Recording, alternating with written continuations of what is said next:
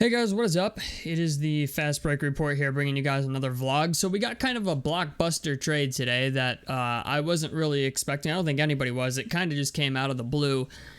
But OG Anunoby of the Toronto Raptors is on the move, and being that I am a Pacers fan, I thought this was a important trade to talk about because, well, the fact of the matter is the Raptors are sending OG Anunoby and Precious Achiuwa to the Knicks for a package including RJ Barrett, Immanuel Quickley, and draft considerations. This is a good trade for both teams. This allows the Knicks to get better defensively, and the Raptors kind of get a little bit of what they want out of this as well. RJ Barrett is from Canada, so him getting the opportunity to play for the Raptors means that he might actually stay there, which I think is a huge incentive for the Toronto Raptors. You know, RJ Barrett has really taken a step forward this year. I'm actually kind of shocked the Knicks traded him because RJ Barrett this year has been, okay, his numbers really took a fucking dip. Never mind. Like, in the beginning of this season, though, he was playing really fucking well. He was shooting like 40% from three and like 50% from the field. He's now shooting 42% from the field and 33% from three. So, never mind. I think I see why the Knicks got rid of him. But 83% from the free throw line is significantly better than it was in years prior. The fact of the matter is, though, the good thing about this, though, is RJ Barrett is only 23. OG Anunoby is 26. So it doesn't leave the Toronto Raptors without something entirely. You know what I'm saying? Where they wanted like 4 first-round picks for OG Anunoby from the Pacers. OG Anunoby's a great player. I'd say he's more complete and a better shooter than RJ Barrett. So it helps the Knicks. The Immanuel Quickley gets thrown into this because obviously the Toronto Raptors want a point guard of the future, and Immanuel Quickley is capable of that. I actually think he's going to do really well in Toronto. And Precious Achiuwa adds a little bit of depth at the power forward slot that the Knicks desperately need. Ever since they traded Obi Toppin, they needed somebody down low to play behind Julius Randle, who will be good, and the idea that Mitchell Robinson is also injured, like, he's a good pickup as well. And the draft considerations, like, I'm assuming it's maybe 1 first-round pick or maybe a late first or maybe an early second. We don't know what the draft compensation on this trade yet is, but this just came out. So I'm going to be honest, it's a fair trade for both teams. It's nice to see that the Raptors finally understand what the trade value of some of these guys actually is. But RJ Barrett's a nice pickup for the Raptors. And you know what? He's 23. He's still got a lot of room to improve. We've seen flashes of what he's capable of. But I think playing in Canada and him actually being from Canada is a huge selling point for this trade for Toronto because, Toronto is a team that struggles to get guys that want to re-sign there. And being that RJ Barrett's actually from Canada, and he already signed an extension with the Knicks. So they have him locked in for a while, and he's a guy that they could potentially bring back and put next to Scotty Barnes, and it does pretty well. I like OG Anunoby. I think he has the ability to become a really good player with the Knicks. They have Jalen Brunson already. Obviously, Julius Randle's very good, but they're missing a wing that is capable of, doing everything. And really what they got was RJ Barrett upgraded, essentially. They got a better RJ Barrett, a guy who can actually shoot and do it consistently. So, I like to trade for both teams. Now, if you're a Pacers fan and you were hoping to get OG Anunoby, I'm going to be honest, don't cry over it. All right, I've seen enough Raptors games this year to say that OG Anunoby's a good player. I don't think he'll ever be what Pacers fans wanted him to be or thought he would be.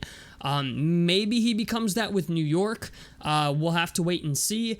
But it's just the idea, I always thought OG Anunoby was super overhyped by Pacers fans because, don't get me wrong, he's a good player. But I think Pacers fans specifically had this false notion that, he was going to be our next Paul George or our next, Reggie Miller or some crazy shit like that, our next franchise guy. one, we already have Tyrese Halliburton, and two, OG Anunoby just doesn't have the off-the-dribble game that I would expect him to. Like, he's really kind of almost like a catch-and-shoot guy. He's capable of doing shit off the dribble, but it's really not amazing. He's good at getting to the basket. He can dunk. He's athletic. He's an all-around guy. He's just not as polished as I think people think he is, if you're a Pacers fan. Now, I will say this. This leads me to wonder what the situation is with Pascal Siakam. It's obvious that the Raptors are selling. You know, obviously they got rid of OG Anunoby. He didn't want to be there to start with. And then, of course, what kills me about this is it's like the Raptors traded OG Anunoby to our fucking rival. You know what I'm saying? Like, we're Pacers fans and the Knicks are our rival. They traded OG Anunoby to them instead of to us. So I'm kind of wondering if Masai Ujiri just got irritated with the trade offers, not getting what he wanted for OG Anunoby. But at the end of the day, it's going to be what it's going to be. But with Pascal Siakam now, the question is, you know, like, are we going to get him? You know what I'm saying? Like, because this kind of reeks of, like, when, like, we offered a shit ton of stuff for OG Anunoby. From what I understand, we offered 3 first-round picks, and they still said fucking no. So I don't know. I don't know what the deal is now with Pascal Siakam. Honestly, as a Pacers fan, it would be nice to have Siakam, but, you know, this is a clear indication that the Raptors are starting to sell. Another guy that's supposedly out on the trade market is Andrew Wiggins, and I'm just going to tell you now, as a Pacers fan, I don't want him. I have him on my fantasy team. Dude has been ass, and he has a player option for 2026, 2027, and he's locked in until 2025, 2026. So yeah, I'm not a fan of Andrew Wiggins, but honestly, like, from just a generalized basketball perspective, it's a good trade for both teams. You know, obviously Toronto gets younger, you know, they get a guy who's from Canada. Immanuel Quickley is going to be a guy that I think is going to be huge for them. I think Immanuel Quickley is going to take leaps and bounds being able to play for the Toronto Raptors, but it's very obvious that the Toronto Raptors are not only looking to get younger, but they're looking to get some decent talent around it too. This is a team that looks like after this trade, it looks like a team that's like maybe not rebuilding, but looking to retool. So that leads me to think that, you know, maybe just young talent or something like that for a guy like Pascal Siakam. Like, if you're the Pacers, offering a guy like Obi Toppin or something like that in a trade for Pascal Siakam might be acceptable to them. So I don't know, man. We'll have to wait and see what happens, but this is like the first major trade that we've seen in a while, and I kind of like it. I know Pacers fans are going to be upset. Oh, we're not getting OG Anunoby, but honestly, you know, the only reason Pacers fans were so high on him, I think, is because he played at Indiana University. And for whatever reason, Pacers fans, when it comes to guys who have played in Indiana, they tend to fucking overrate them or think that, like, they're the greatest thing since sliced bread because they played college in Indiana. You know, everybody still wants us to go after Trace Jackson Davis, even though he specifically said, I don't want to play for Indiana.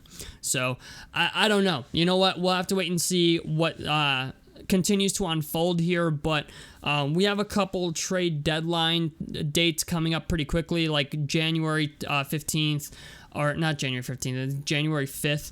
You know, there's some dates coming up with guys who have signed extensions in the offseason where they'll finally be tradable because some guys sign their extensions later than others, but we're finally getting into that trade season where you're going to start seeing maybe these little trades like this go off, and then the big trades usually go off around like right at the deadline, but who knows? You know, for all we know, Pascal Siakam could be traded by the end of today. For all I know, you know, Masai Ujiri could maybe finally just be deciding, yeah, I got to clean house before shit gets any worse. Because honestly, the best thing about this is Masai Ujiri's understanding that he can't wait till the deadline to trade a guy. You know, they lost Fred VanVleet last year for nothing and let him walk in free agency. They cannot do that with OG Anunoby, and they cannot do that with Pascal Siakam. So it's nice to see that Masai Ujiri finally realizes, you know, the situation that he's in and is understanding that, like, if I'm going to move these guys, I need to do it now. So I have a feeling that just based on this trade talks about Pascal Siakam are happening as we speak. So tell me what you guys think about this down below in the comment section below. A like helps me out. Subscribe if you guys want to see more on the Fast Break Report. And I'm out of this motherfucker. Peace, guys.